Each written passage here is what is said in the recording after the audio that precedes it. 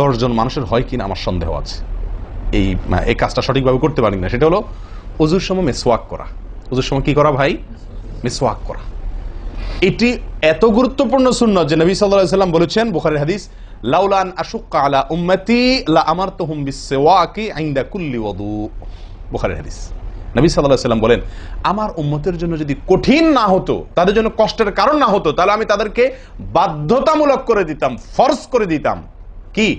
প্রত্যেক ওযুর সময় মিসওয়াক করা। প্রত্যেক ওযুর সময় মিসওয়াক করা, এটা বাধ্যতা করে দিতাম যদি তাদের কষ্টের কারণ। কারণ বাধ্যতামূলক করে দিলে তখন এটা তাদের জন্য, প্রতি ওয়াক্তে মিসওয়াক করাটা তাদের জন্য বাধ্যতামূলক হয়ে গেলে এটা ছাড়া ওযু হতো না, তখন তারা বিপদে পড়ে যেত, বেশি কষ্ট হয়ে যেত।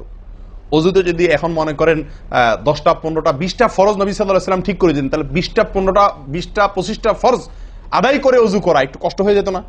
5 বার দৈনিক একটু আমাদের জন্য ঝামেলা হয়ে যেত কিনা?